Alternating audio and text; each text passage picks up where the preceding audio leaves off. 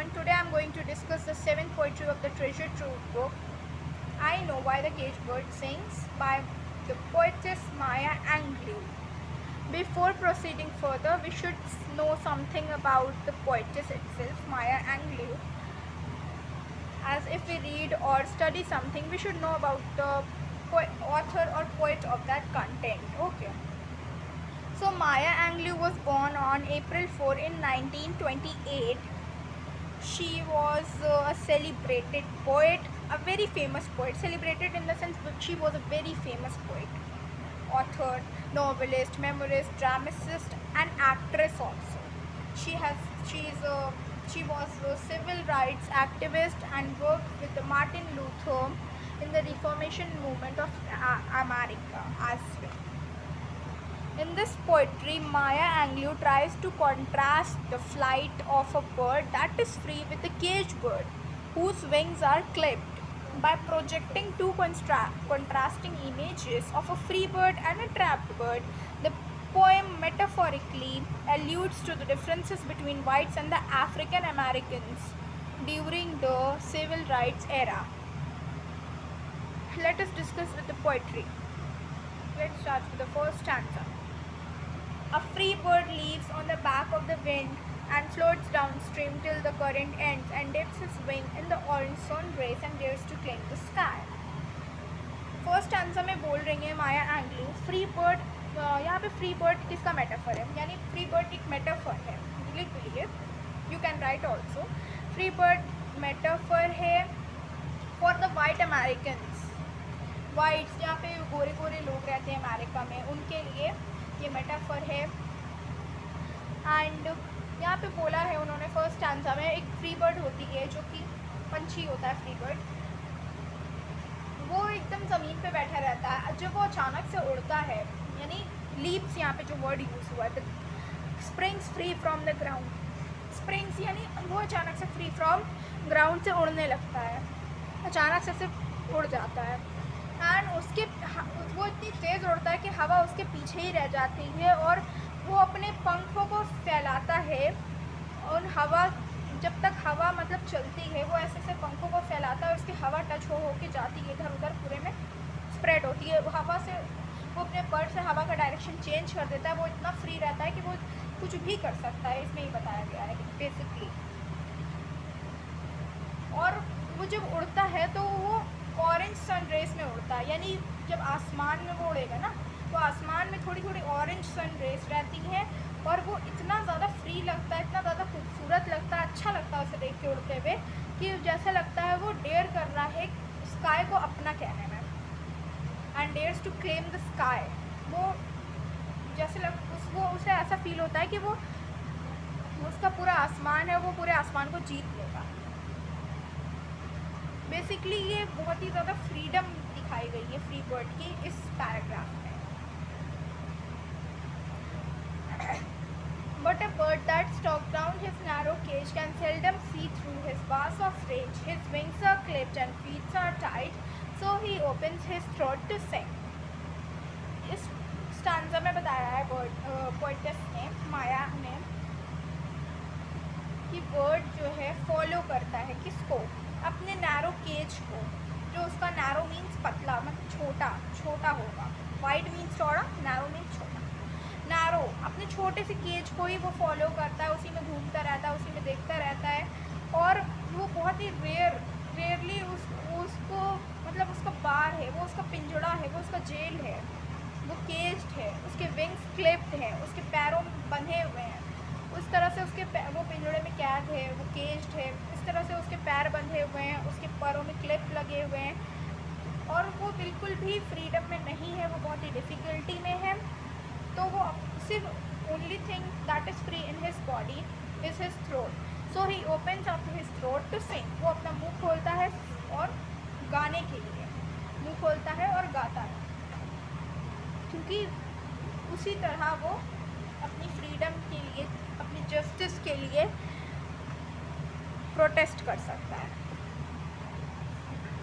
He can not fly, he can not move. सिर्फ वो अपना मुंह खोल सकता है. He can only open his mouth, move his mouth.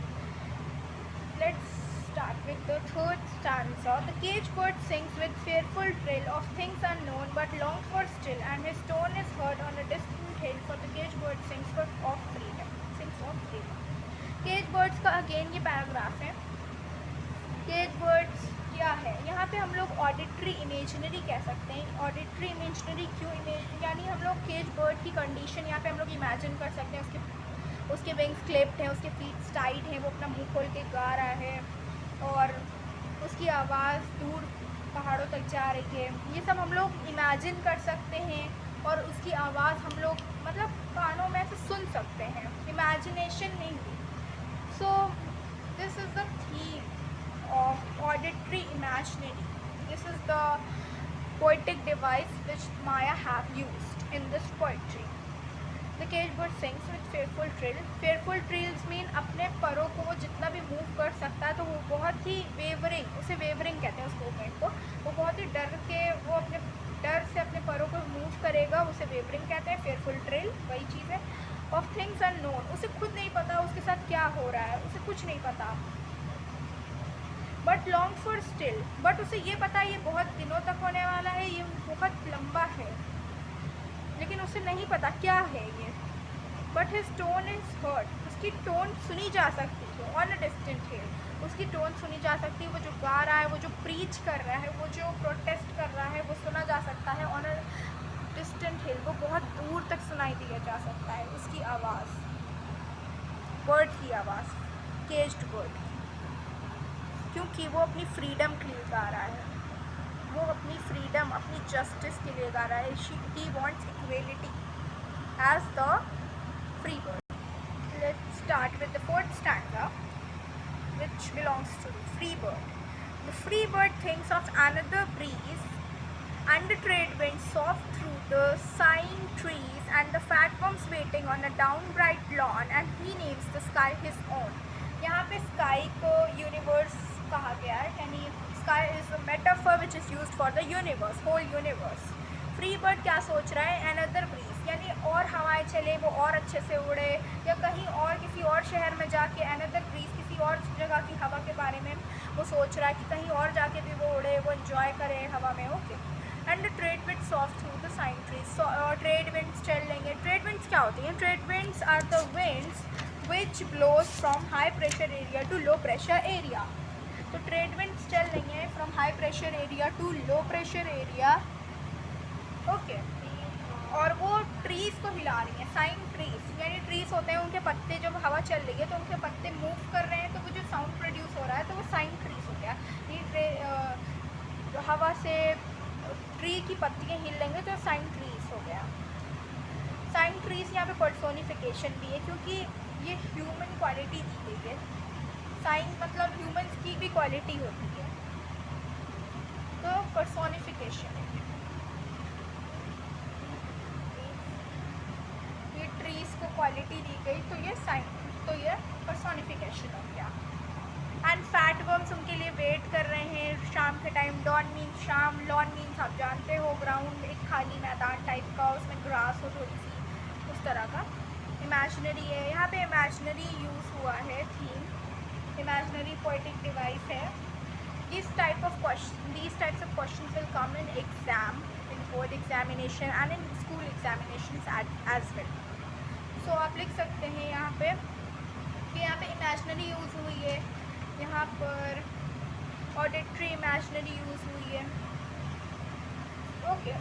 अभी मैं थोड़े फिगर्स ऑफ स्पीच बता दूँगी, you can right it down. तो फैट वर्म्स फ्री बर्ड का वेट कर रहे हैं लॉन पे.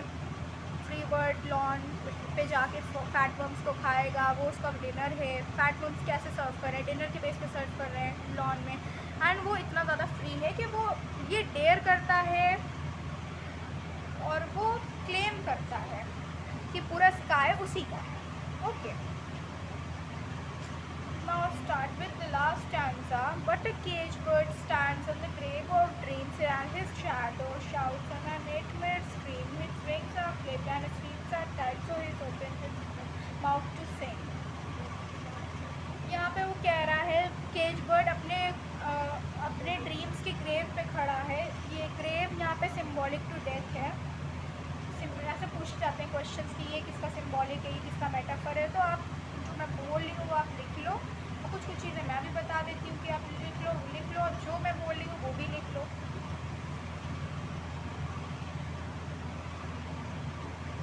But cage bird stands on the grave of dreams. अपने वो ड्रीम्स के, उसका कोई ड्रीम्स है, वो अपने ड्रीम्स को फुलफिल नहीं कर सकता एज ही वाज केज्ड। तो वो कैसे अपने ड्रीम्स को फुलफिल करेगा? तो वो उसके ड्रीम्स का डेथ है वहाँ पे। तो grave of dream symbolic to death. Okay. His shadows shout on the nightmare screen. Shadow shouts कैसे? तो शैडो शाउट्स यहाँ पे पर्सोनिफिकेशन है, write it down. Shadow shouts करता है, उसका शैडो, फ्री बर्ड का शैडो, सॉरी केज बर्ड का shadow nightmare screen. Shadow shout करता है, वो उसका खुद का नाइटमेयर स्क्रीन है, उसका एक बुरा सपना है। His wings are clipped and his feet are tied, so he opens his throat to sting. ये वही लाइन है कि मतलब उसके विंग्स क्लिप्ड है, फीट टाइड है, तो वो अपना मुंह खोलता है for singing. The cage bird sings with a fearful trill of things unknown but long for still, and his tone is heard on a distant hill, for a cage bird sings of freedom. ये clear repetition है of the third stanza. 1 2 3 ये third stanza था। ये 6th stanza is the clear repetition of the third stanza. वही same line से repeated है। और हाँ, केज बर्ड मेटाफर है। थर्ड स्टैंजा मैंने एक्सप्लेन करा था, वही सेम है। ओके, सो बेसिकली ये हमारा लास्ट स्टैंजा था। ये रिपीटेशन है क्योंकि माया रिप्रेजेंट कर रही है, माया एंग्लियो पोएटिस हैं। इस रिपीटेशन के क्यों उन्होंने ये रिपीटेशन किया? ये रिपीटेशन उन्होंने इसलिए किया, ये रिप्रेजेंट करना चाहती हैं कि वो अभी भी जस्टिस की मांग कर रहा है, अभी भी प्रोटेस्ट कर रहा है। He is preaching, he want justice, and उसे उम्मीद रहेगी। He sings of, he does not sings of fear, he sings of freedom, he sings of hopefulness, he sings of justice. Okay, उसे बहुत होप है कि वो एक ना एक दिन, उसने गिव अप नहीं किया, उसने हार नहीं मानी, वो बाहर निकलेगा अपने केज से, उसे ये है। चलिए मैं थोड़ा आपको पोएटिक डिवाइसेस बता दूँ। यहाँ पे मेटाफर है, केज्ड बर्ड मेटाफर है किसके लिए? ऑब्वियसली केज बर्ड के लिए, सॉरी केज बर्ड के लिए नहीं है। केज बर्ड मेटाफर है किसके लिए? अफ्रीकन अमेरिकन के लिए, जो ब्लैक पीपल होते हैं उनके लिए केज बर्ड है। सोसाइटी में उनके लिए एक अलग कुछ, उनको मतलब ज़्यादा बोलने का राइट नहीं दिया जाता। जैसे एक गोरा पर्सन है, एक ब्लैक पर्सन है, तो उनको नहीं, उसमें से प्रीफ्रेंस, दोनों की इक्वलिटी ज़्यादा है, दोनों की एजुकेशन ज़्यादा है, दोनों का कॉन्सेप्ट सेम है। लेकिन फिर भी वो कोई भी एक थर्ड पर्सन होगा तो वो प्रेफरेंस हमेशा वाइट पीपल को ही ज़्यादा देगा। So this kind of racial discrimination Maya has described in this poetry with the cage bird and the free bird with reference to these two birds. Cage bird is a metaphor used for the African Americans, whereas the free bird is a metaphor which is used for the white people. Okay. Grave यहाँ पे symbolic था death का, sky universe का, sign trees personification, shadow shouts personification, sign trees personification, caged metaphor। और यहाँ पे इस stanza में उसका जो फ्री बर्ड का केज बर्ड का डिज़ायर था वो चेंज नहीं हुआ, उसे अभी भी डिज़ायर है फ्रीडम का। और ये सब चीज़ें हम लोग विजुअलाइज कर सकते हैं। यहाँ पे ऑडिटरी इमेजिनरी, यहाँ पे ऑडिटरी इमेजिनरी का थीम है, यहाँ पर भी इमेजिनरी का थीम था। Okay, so thanks for watching my video, and if you like this video please like, subscribe and share. Thank you.